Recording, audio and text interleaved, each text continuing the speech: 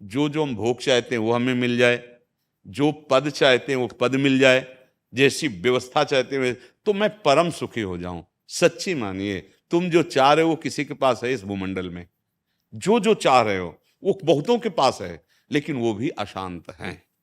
तुमसे ज्यादा क्या, मृत्यु लोक से ज्यादा देवराज इंद्र को परम लाभ दिखाई। आप अगर देखो ना तो सुंदरी अप्सराएं गंधर्व गान कर रहे, बहुत से देवता हाथ जोड़े खड़े हैं, वो तो मतलब देवराज इंद्र है।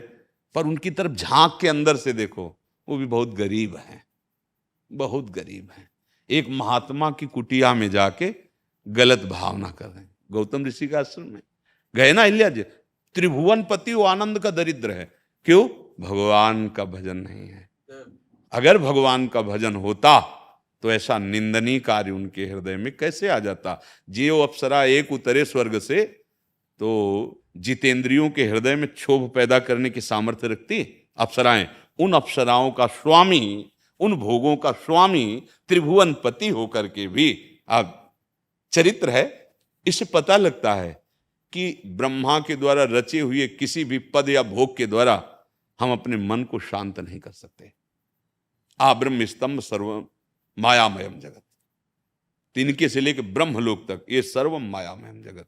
चाहे जितना इकट्ठा कर लो, वो नहीं मिलेगा जो तुम्हारी चाह। जैसे हमारी सबकी चाह है एकदम सुखी रहो, चकाचक, कोई दुख ना लगे, ठीक है, मैं कभी मरूं नहीं, अविनाशी पद प्राप्त हो, कोई चिंता शोक ना हो। ये केवल भगवान पे है, दूसरी जगह नहीं। भगवान का भरोसा, भगवान का चिंतन, भगवान की महिमा, तो आप सुखी हो जाएंगे, निश्चिंत हो जाएंगे। आपका भार प्रभु स्वयं अपनी गोद में बैठा लेंगे। बहुत करुणामय। ये जगत के भोगों से नहीं पूर्ण होने वाला। संतों के पास जाया जाता है इसी भ्रम को मिटाने के लिए। पर आजकल कुछ भ्रम ऐसा बैठ गया है कि सामने आते हैं, जिससे उनसे कहो राधा राधा जपो कृष्ण कृष्ण, वो ये बात नहीं सुनेंगे। वो कहते हैं आप कुछ कर दो। बिना भगवान का आश्चर्य, सच्ची बात समझ लो, बिना भगवान का भजन किए कोई भी वस्तु, व्यक्ति, स्थान, कोई भी पद तुम्हें सुखी नहीं कर सकता।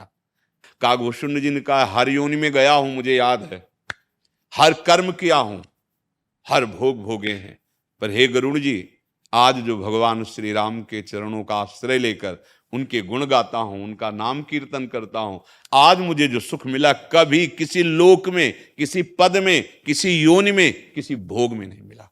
काकभूषुंड जी कह रहे, भगवान की कृपा से मुझे अखंड स्मृति प्राप्त है। मैं बहुत जन्मों को देख रहा हूं कि मैंने बहुत कर्म किए, बहुत योनियों में गया, बहुत सुखों को भोगा, पर आज भगवान श्री राम का आश्रय लेकर जो भजन में सुख मिला वो कहीं नहीं मिला। तो हमें महापुरुषों के वचनों का आश्रय लेना चाहिए। हर प्रश्न का उत्तर है। अगर भगवान का नाम जप करो, भगवान के आश्रित होकर अंदर से, और अच्छे आचरण करो, गंदी बातें, गंदा खाना पीना, देखना सुनना, बोलना छूना, ये छोड़ दो। ज्यादा कुछ नहीं करना होता। हमारे भगवान बड़े कृपालु हैं, इसी से भगवत प्राप्ति हो जाएगी। हम लोग क्या करते हैं, चलनी में गैया दुहे और दोष दैव को दे, ने? आचरण बुरे करते हैं और कहते हैं भाई हमारे भाग्य में भजन लिखा ही नहीं, हमारे भाग्य में भगवान ने ऐसा, वो तो हम चलनी में गैया दुहे। अरे भैया पात्र देखो कितने छेद किए हुए हो, उसमें दूध टिकेगा? और कोई कोई तो आके यहाँ बोलता 20 वर्ष से मैं भगवान नाम जप कर रहा हूं, मुझे तो कुछ अनुभव नहीं हुआ। चलनी में गैया दुहे और दोष दैव को दे, हरिगुरु कहो न माने।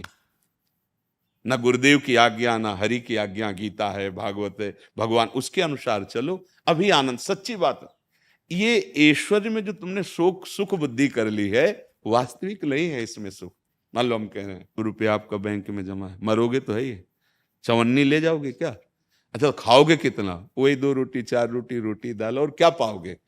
रुपया थोड़ी पालोगे। काहे को तृष्णा रुपये की रखते हो?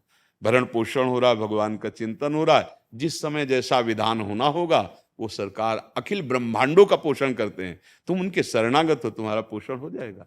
तुम्हारा भार वो स्वयं लिए हुए हैं। चिंतन करने की जरूरत है। पर हम लोग इतने देहाभिमानी हैं कि भगवान पर भरोसा न करके अहंकार पर भरोसा है, अपने कर्तृत्व भाव पर भरोसा है, अपने ही मैंने ये किया, मैं ये करता हूं, मैं ये कर लूंगा, अब भटकना है। हे नाथ, हार गया हूं मैं, हार गया तैरते तैरते, अब मुझे पार कर दो इस संसार से, अभी आनंद आने लगेगा। अभी बस होता क्या है कि ये बात भी अगर हम कह देते हैं सुन के, पर हमारी क्रियाएं वही रहती हैं। फिर वो छेद इतने हैं कि आनंद कैसे आपके हृदय में टिक पावे। मन कैसे, वो मन इंद्रियों के साथ विचरण करता रहता है तो सुख किससे भोगोगे। यही तो है दुख सुख का भोगता मन। ये मन सावई मन कृष्ण पदारविंदयो, भगवान के चरणों का चिंतन मन कर रहा है, नाम कर रहा है, परम सुख का है।